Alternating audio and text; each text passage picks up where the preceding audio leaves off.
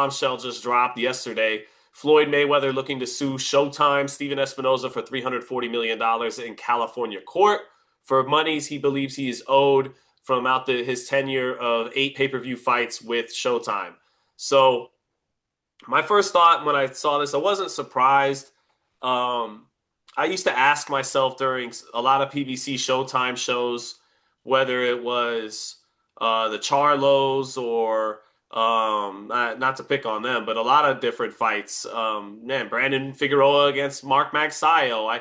I covered and enjoyed a lot of PBC fights, but a lot of them sometimes with sparse crowds. Always talk that they paper over some of their crowds. They're not the only promoter to do that, but they did, and would wonder, are they funding some of this operation with the Mayweather windfalls? Is that the one guy based off when his pay-per-views would sell that they would use that money to fund some of these other fights that weren't selling? And a lot of their fighters would have really big purses, and it was, always said they made even more money on the back end and all that stuff. So wasn't surprised. I even remember Floyd would reportedly for the Pacquiao fight supposed to make over $200 million, and he would show off that $100 million check.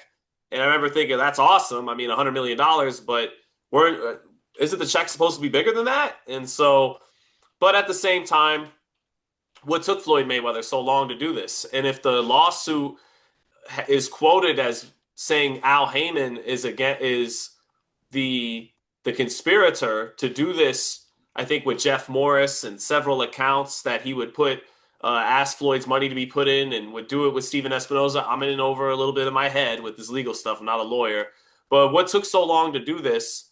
And it does make you wonder, what kind of position is Floyd Mayweather in that he feels the need to do this? He has that new advisor, Jonah, who took him to Israel. Apparently, he got caught up in problems in Saudi or the Middle East and around Saudi, or it was Dubai. Oh, yeah. And yeah, so I just wonder what's going on. But what were your initial takeaways of this? I wasn't surprised to hear this. I never have been a guy that is keeping an eye on people's purses or exactly who's getting paid what per fight. It's a question a lot of fans ask and are interested in knowing. I never have been particularly intrigued by it. However, the Floyd Mayweather era was all about money, and we definitely were always informed about how much he was making or what he was meant to be getting, versus an opponent. And especially with the Showtime deal, if I'm not mistaken, I believe was it 32 million per fight, and he got to pick his opponent. Am I right about that Yeah, number? something like that. It was a 6-fight, $250 million deal.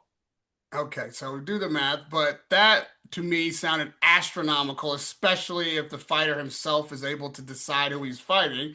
And with all the fights, former champions, and all the resume that Floyd has, you know how I feel about his choices at the end. I still say he's 49 and 0, not 50 and 0, because Conor McGregor is not a boxing match that should be on his record. And subsequently, some of the choices that he made to make that 32 plus million just doesn't, as you like to say, end up being eating what you kill, because those are not matchups to that significance that should warrant that kind of purse. With all that said, there's a lot of passing the buck, literally, about where the money originates and how it gets to his pocket. If you're not receiving your money directly and you're allowing it to go through different channels, which can be smart, because if you trust those channels, your manager, your representative, whatever title this person has, your accountant, if you trust them, then the idea is that before the money gets to you, your taxes are paid, the fees are paid, whatever you owe in debt and as you accumulated putting up to the fight are paid, all of your commissions are paid, and then what you get is your money, and you don't have to worry about any of that. And maybe that's why your check's 100 million, because the other 100 million went to all this other shit. That is entirely possible. That's a very simplified notion of what might be going on here, and maybe there was a little skimming, and he found out that over time, there was things being paid or not being paid that were supposed to be paid, and he got his money and still owed these other debts. That's also a kind of typical thing that might happen with an accountant, that you find out years later when people come after you for money owed them that you thought you had paid a long time ago. That's one scenario, right? That's one possibility. There's another, but I want to get your take on, do you think that this could all be um, a case of either poor fiduciary responsibility to Floyd Mayweather by the people who he trusted to do his accounting? Or are we talking about this guy really being robbed because this is a massive figure, 320 million, he's saying? 340 million. 340 million, and Al Heyman's not named in the lawsuit. So maybe I'm unclear about what's going on. He's suing Showtime for paying someone else his money that he's authorized them to pay his money to, but not suing the person who received the money who he's saying shorted him. That's the part I'm a bit confused. Yeah, well, back to saying the part about maybe he didn't eat what he killed. Well, I think it makes sense though. You if you take a loss with Mayweather's guarantee on Robert Guerrero or Marcos Maidana, and because you're gonna make it back and then some in the Pacquiao fight and in the Canelo fights. I mean, those two fights alone, I would think would handle paying him his end of the deal over six fights for $250 million because I think the Pacquiao fight did over like $400 million of revenue. But how much does the network get to take home? And, but when Manny and Floyd are eating a majority of that pie and everything, and I'm sure Steven Espinoza would, more than scoff at me speculating that they may have used some of Floyd's money to fund their other fights that weren't turning a profit, and would say, well, we had a budget from the network, Showtime, which is a part of a $1 billion conglomerate with CBS and eventually now merged with Paramount and all of that. But you're kind of forced to speculate when Al Heyman never speaks and when the people running this show never speak. As to your original question, I don't know. I'm a bit of an idiot when it comes to this stuff. A lot of this stuff is just coming out. I don't think it's not a good look that apparently Floyd's people, his new people, tried to look over the records and they said, "Oh, it got lost in the flood." A lot of these documents got lost in the flood. Oh yeah, lost in did a dog eat it as well? Did the dog eat your homework as well? And Yeah. but two Okay. sides to every story, and it is interesting that um that that it took this long to apparently realize this for Floyd, and that he's implicating Al Heyman as the guy heading this all, but he's not officially named as one of the defendants in the lawsuit.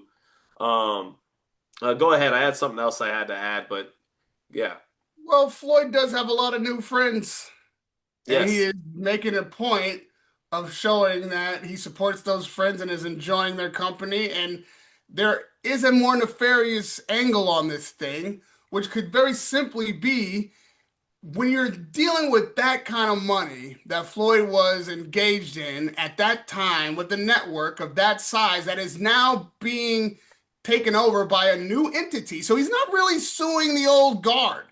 He's not actually suing the people who originally made this deal, if you're talking about CBS and such as an institution, it as was a Viacom at the corporation. time, right?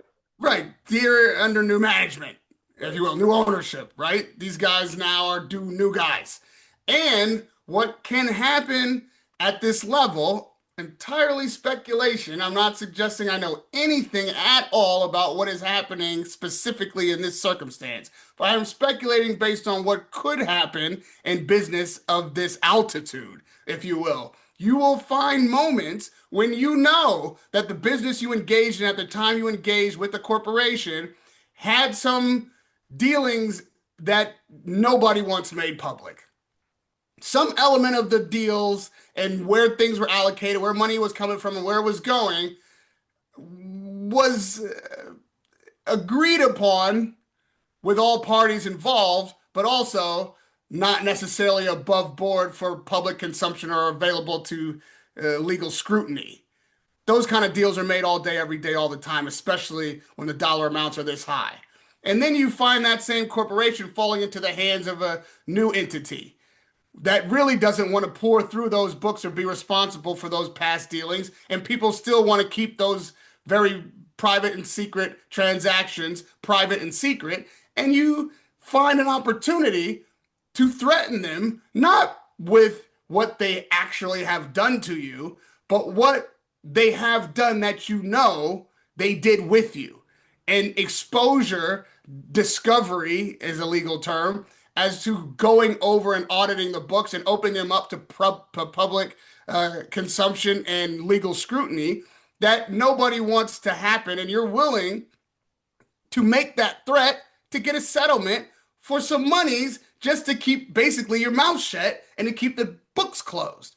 That's not all an unusual practice. That happens. And oftentimes you'll even find that happening from someone who is now being reported to be losing money or going broke. It's not even true, but it sets the stage, kind of makes him a sympathetic figure. Well, how did they lose all this money? Where did all the money go? Oh, it went over here because I got cheated out of it, or I never got paid this, or I'm just now finding out that the money should still be in the account, but it's not. And in reality, it's kind of a shakedown.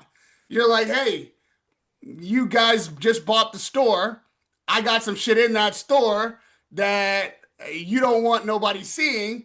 Pay me a little money so I don't shine the light on it. Because you have dealings with these people and you're not necessarily on the board or a shareholder or making benefit from when these companies are sold or they change hands. But in a way, you help build them. You help Showtime be what it is. You are one of the pillars of that time when they made that kind of money, and you feel like you were owed a little something. So you find a way to get a little something out of that transition that the company is making to make sure that everybody can make that transition comfortably. All entirely speculation, but actually, through the annals of history, you'll find scenarios like that play out quite often. Yeah, it's just it's funny how it all comes together in the end because um, Espinoza got the job at Showtime. He was once Oscar's lawyer. Oscar with Golden Boy was Haymon's main partner with Richard Schaefer. They eventually depart HBO together to do more of their fights on Showtime. Um, for a long time, Floyd would just be matched up with a Golden Boy signee, and eventually they cut Oscar out, who had to go to rehab. They assume all the talent except for Canelo, basically. And now in the end, here they're all going to be in court together, and it'll make for a good documentary one day. As it pertains to Floyd, one thing I've always said about him and Al Haymon was Floyd is Tom Brady. Al Heyman's Bill Belichick. Floyd is Tim Duncan. Uh, Al Haymon is Greg Popovich, meaning, yeah, obviously very capable men in their own right. Greg Popovich, Bill Belichick, but they never won at the level without. I mean, and they never won a championship in their two sports, but without that guy, meaning he was the straw that stirred the drink. Okay, and even outside of Deontay Wilder, who did become a star in his own right in the heavyweight division, and Haymon got him to a title very well and put him in some big fights and did a very good job with Deontay Wilder, but everybody else had some kind of rub from Floyd Mayweather that became a star with PBC. Gervonta Davis was a Mayweather Promotions fighter, and I'm sure that caused some kind of rift between them. That here's Gervonta Davis always bad mouthing Floyd and has his own reasons why. I'm sure is to and Haymon, I'm sure will have, and Espinoza will have plenty of valid points that fly in the face of Floyd Mayweather. This lawsuit might get thrown out, and he won't win anything. But what the point I'm bringing up is that was the house that Mayweather built. Showtime was second fiddle. Yeah, they had Mike Tyson, but HBO was kind of like, we got enough talent and we got the best fighter. We got Lennox Lewis.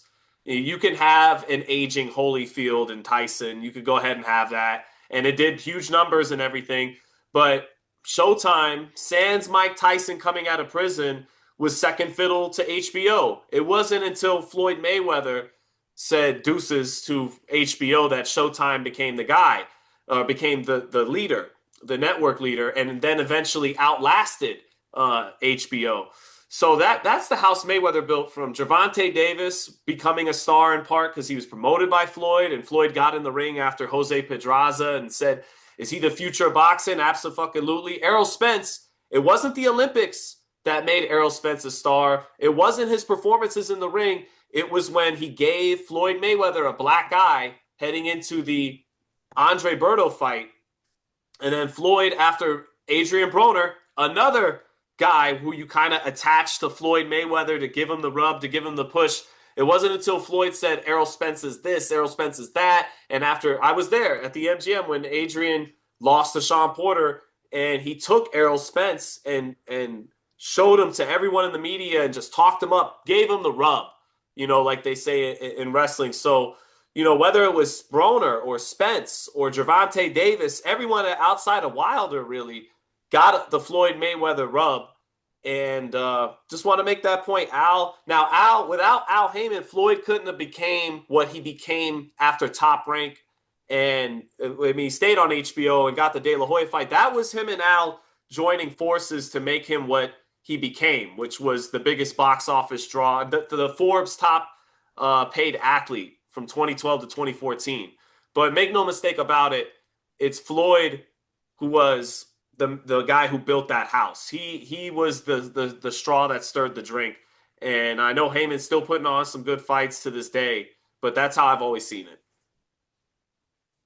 When the house that Floyd built gets sold, you might see Floyd pulling out his equity. Uh-huh. I think that's what we're looking at. He's got equity in that house and he's pulling it out. And I don't expect this to ever see a courtroom. I think it will be settled for far less than $340 million. That's the kind of price tag that you put on it so you can get the kind of headlines that he got and the discussions like we're having. But ultimately, he'll get his piece of pound of flesh, get his cut, get his take, get what they probably owe to him for something other than what he's suing for. Or what he's suing for, I don't know. But I bet there's something in it that he knows they got to pay him for and nobody wants to talk about.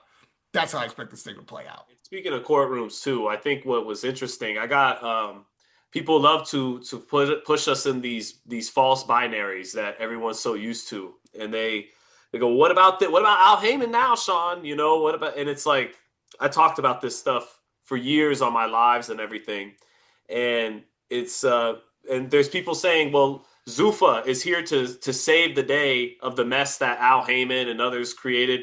I got what's that song? Meet the new boss, same as the old boss. And I don't mean literally the same model. They're going to be very different models. And Zuffa may go on to achieve more consistent mainstream relevance than PBC ever did. But the point I'm making is I thought it was funny that as they're adding me about that, Dana White is in court for deleting evidence that and this was after TKO and Zuffa did everything they could to get Judge Boulware off the case. It failed. He is due in court again today here in Nevada for another hearing. Look, whether it's Al Heyman in court, well, he's not. He was in court against the other promoters. Now he's named in a lawsuit again. Whether it's Oscar De La Hoya, who's been sued a few times, whether it's Bob Arum getting his offices raided by the FBI, or whether it's Dana White in court again today for the second straight day for one of his multiple pending antitrust lawsuits. Yeah, man, it's a dirty business, isn't it, Raheem?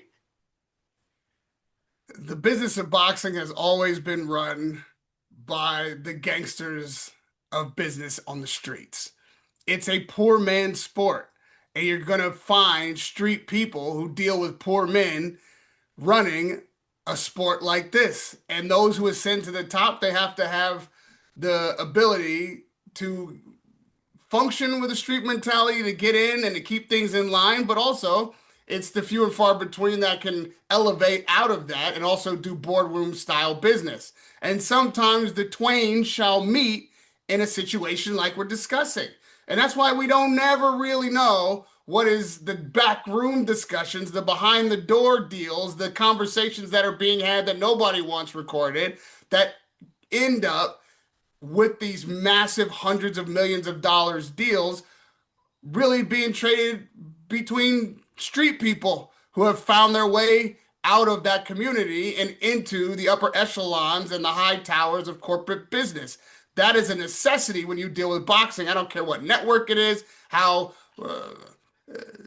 Ivy League, the chairman of the network might be. You're going to have to deal with boxing people. You're going to have to make certain kind of deals and deal with certain type of mentalities if you're going to get through anything and get anything done in the sport. So yeah, this kind of thing will happen. And sometimes it is dangerous to call it out while it's happening. And you never really know exactly what's happening unless you're in that room, because I guarantee you what they're telling you ain't the whole story ever. So, yeah, boxing can be a dirty and dangerous business, and you can only talk about what you know and speculate on what might be based on the experiences that you've had, which is what we're doing right now. There's no sport quite like it, and I couldn't have it any other way to that end because it gives opportunity to people who would otherwise not be looked upon as possibilities. That's why I'm in this sport. I create an opportunity for myself to do something that I probably wouldn't have had the access to do in any of these so-called major sports. I had an inroad here because there wasn't really any gatekeeping. I'd created a way to report on the sport. It took off, and now it's the primary way everybody consumes boxing news. You found a love for the sport, and you've now become the foremost, I'd say, X's and O guy in boxing, and a damn great scout, and a voice that people want to hear every time a fight or anything happens in boxing. We made this shit organically. We got it from the mud, as they say. And so, yeah, man, it's all part and parcel of it. It's part of the community. It's part of what happens in boxing, and nobody is about to change that. There's definitely things that could be done better, things that should evolve, and the sport is always changing incrementally, but foundationally, this is going to be a part of the game no matter what. Well, be fair to boxing though, Raheem, as someone who covers the NFL and likes the 49ers, their owner, Edward, their original owner who got them all these Super Bowls, Edward DeBartolo, was barred from owning the San Francisco Giants because of his mafia ties. And a lot of your original owners in the NFL were bookmakers or had mafia ties. So, yeah, not just pick on little old boxing. Professional sports, period. But that's a whole other can of worms that I think will is gradually maybe starting to get opened as people discuss betting and everything like that. I hope that can of worms gets opened up. But yeah, in boxing, won't be the last lawsuit. That's for sure. By Well, apparently Zuffa has come down from the heavens to make boxing like the NFL.